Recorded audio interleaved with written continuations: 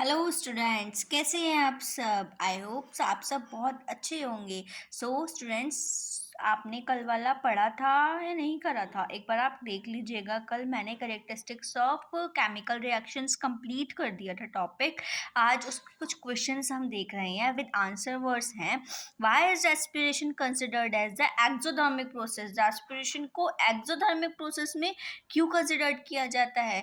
आपको पता है एक्सोथर्मिक रिएक्शन क्या होती है? जिसमें क्या हो, हीट एब्जॉर्ब हो या फिर इन्वॉल्व हो। एक्सो, एक्सो का मतलब क्या बताया था मैंने आपको? याद है या नहीं याद है? बताओ जल्दी, क्या बताया था मैंने आपको एक्सो का मतलब? कमेंट्स में ज़रूर आंसर करिएगा। एक्सोथर्मिक का मतलब क्या था? अगर आपको ध्यान होगा एक्सोथर्मिक का मतलब क्या था तो आप ये क्वेश्चन कर लेंगे। नेक्स्ट क्वेश्चन है, what happens chemically when quicklime is added to water filled in a bucket? इसका ये पूछ रहा है कि अगर हम क्विकलाइम को वाटर में ऐड कर लेते हैं बकेट, एक उसमें मतलब बकेट में, बाल्टी में, तो क्या होगा? स्लिक लाइम बन जाएगा और हीट प्रोड्यूस होगी।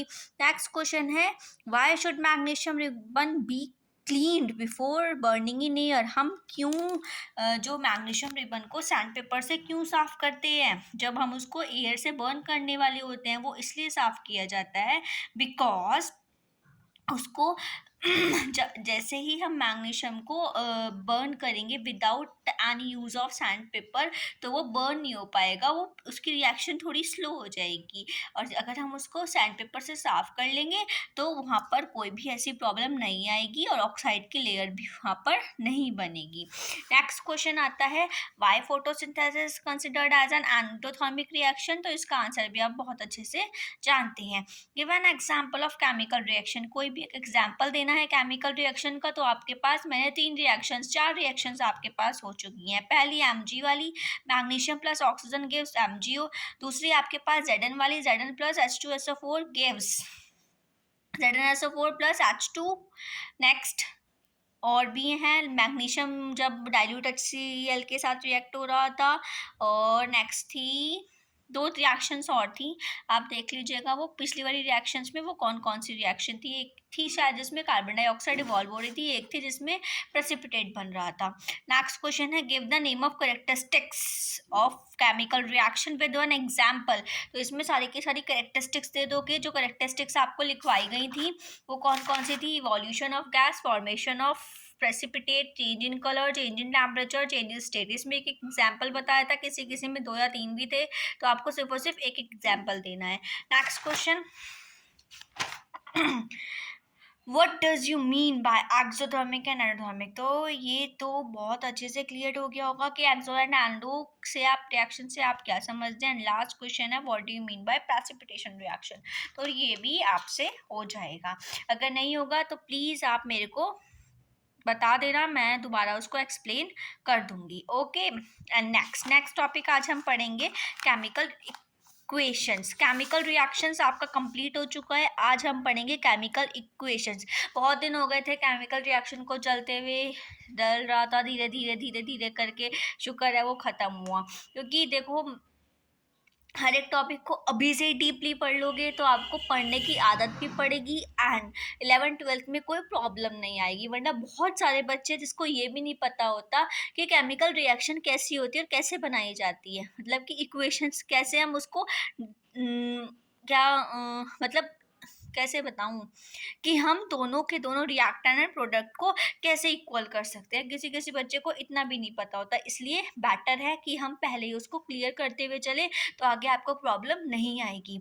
नेक्स्ट हम पढ़ रहे हैं केमिकल इक्वेशन। तो सबसे पहले क्वेश्चन आता है कि हमें नीड क्या है केमिकल इक्वेशन की? क्या नीड है हमें केमिकल इक्वेशन की? कि क्या हमें क्या ज़रूरत है केमिकल इक्वेशन की? MgO2 MgO दिया, ये रिएक्टेंट, ये प्रोडक्ट, हमें पता चल गया कि ये केमिकल रिएक्शन है।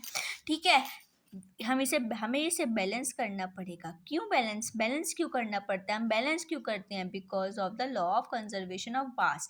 लॉ ऑफ कंजर्वेशन ऑफ मास क्या कहता है? हम ना तो किसी एनर्जी को क्रिएट कर सकते हैं और ना ही हम किसी एनर्जी को डिस्ट्रॉय कर सकते हैं। तो ना तो हम रिएक्टेंट की एनर्जी को क्रिएट कर सकते हैं और ना ही हम रिएक्टेंट के एटम्स के मॉलिक्यूल्स हो या कुछ भी हो, इन दोनों के मॉलिक्यूल को भी नहीं क्रिएट कर सकते, ना ही हम इनके एटम को क्रिएट कर सकते हैं, ना ही हम इनकी एनर्जीज को क्रिएट क्रिएट कर सकते हैं, ये जैसे हैं वैसे ही रहेंगे।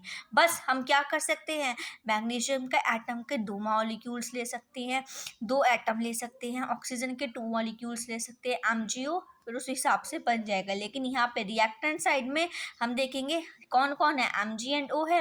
Mg कितना है 1, ऑक्सीजन कितना है 1, ओके। प्रोडक्ट साइड में Mg कितना बना 1, ऑक्सीजन कितना बना 1, तो दोनों चीजें बैलेंस हुई ना, कि यहाँ भी 1 यहाँ भी 1, तो इट्स अ, ना तो हम उसको क्रिएट कर रहे हैं ना ही हम उसको डिस्ट्रॉय कर रहे हैं।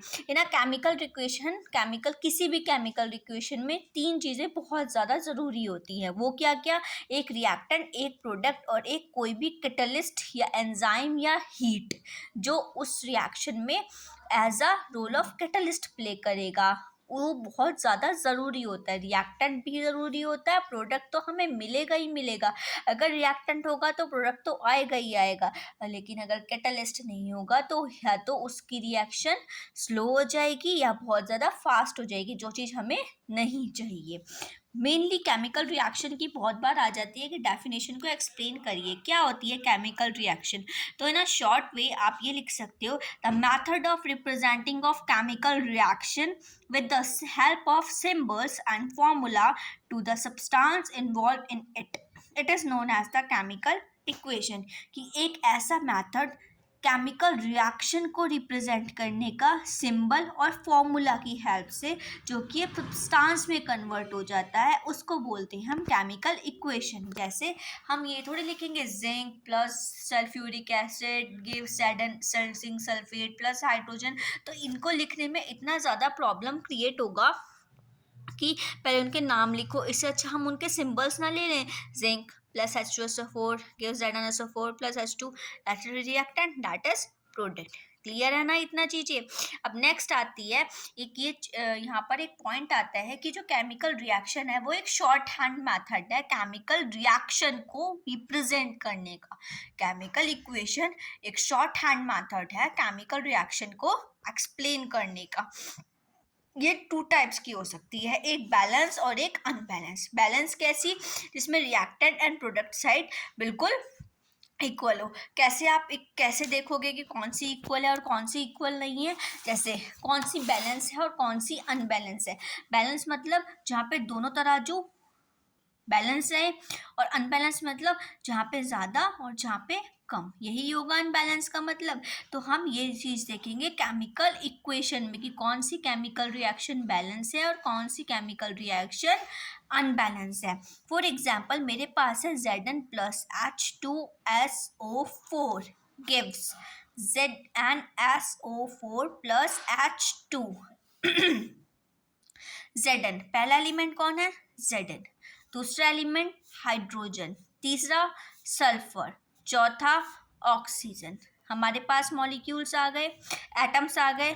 क्या देखोगे, रिएक्टेंट साइड प्रोडक्ट साइड, जो मिला जिससे रिएक्ट कराया वो लिख दिया रिएक्टेंट, जिससे जो हमें मिला वो लिख दिया प्रोडक्ट। Zn कितना आया, एक Zn इधर था एक ही Zn इधर है, 1 1। Balance hydrogen H2 balance sulphur 1 1 balance oxygen 4 4 balance. कोई प्रॉब्लम इसमें कि रिएक्टेंट भी एक दूसरे के ही दोनों, मतलब ये कैसी हो जाएगी, एक बैलेंस रिएक्शन। मीन्स दैट वो एक ऐसी केमिकल इक्वेशन जिसमें इक्वल नंबर ऑफ एटम्स और डिफरेंट एलिमेंट्स में रिएक्टेंट साइड भी एंड प्रोडक्ट साइड भी, that is called as the balance chemical reaction. और दूसरी कौन सी आ जाएगी हमारे पास, अनबैलेंस। अनबैलेंस में क्या होगा, उसमें आ जाएगा आपका जहाँ पर reactant side and product side atoms के नंबर सेम ना आए, कि 1 है या 2 हो गया, या 1 है या 3 हो गया, ऐसे। फॉर एग्जाम्पल जैसे मैंने रिएक्शन ली बहुत easy, H+O2 gives H2O। H कितना है, कितने एलिमेंट्स हैं, हाइड्रोजन ऑक्सीजन। सबसे इजी मेथड है ये कि सबसे पहले क्या करो, यहाँ पर लिख लो कितने हमारे पास एटम है, कितने हमारे पास एलिमेंट हैं। उसके बाद क्या करो, यहाँ लिख लो रिएक्टेंट, यहाँ लिख लो प्रोडक्ट। ओके, जैसे ही आपने यहाँ पर ऐसा लिखा, और ये आज कितने हैं 2 रिएक्टेंट साइड, ओ कितने हैं रिएक्टेंट साइड 2। H कितने हैं रिएक्टेंट्स प्रोडक्ट साइड? 2। ऑक्सीजन कितने हैं प्रोडक्ट साइड? ओनली 1। हो गई ना unbalance, that is called as the unbalance reaction. जिस रिएक्शन में द एलिमेंट्स के एटम इक्वल नहीं होंगे एक दूसरे से, that is called as the unbalance reaction. Unbalance reaction के जब अनबैलेंस रिएक्शन होगी तो इसका मास भी इसका मास इसके मास के इक्वल नहीं आएगा। 10th में पढ़ा था ना law of chemical composition chapter, शायद एटम एंड मॉलिक्यूल से पहले वाला चैप्टर था, इसमें लॉज दिए हुए थे 2, वो पढ़ने थे आपको। उसमें भी यही था कि मासेस भी इक्वल होने चाहिए, तो इसके मास भी डिफरेंट होंगे जब एटम भी डिफरेंट हो रहे हैं हर एक के, कि आपके पास 2 तो आपके पास इधर है, 1 आपके पास इधर है, तो ये तो chemical law of conservation of मास को तो फॉलो कर ही नहीं रहा है, इसलिए यहाँ पर ये रॉन्ग हो जाएगी। अनबैलेंस रिएक्शन यहाँ पर गलत हो जाएगी। हमें हमेशा बैलेंस रिएक्शन क्रिएट करनी है, कभी भी अनबैलेंस रिएक्शन क्रिएट नहीं करनी। क्यों? क्योंकि हमें law of conservation of mass के अकॉर्डिंग चलना है। Mass matter can neither be created not be destroyed in a chemical reaction.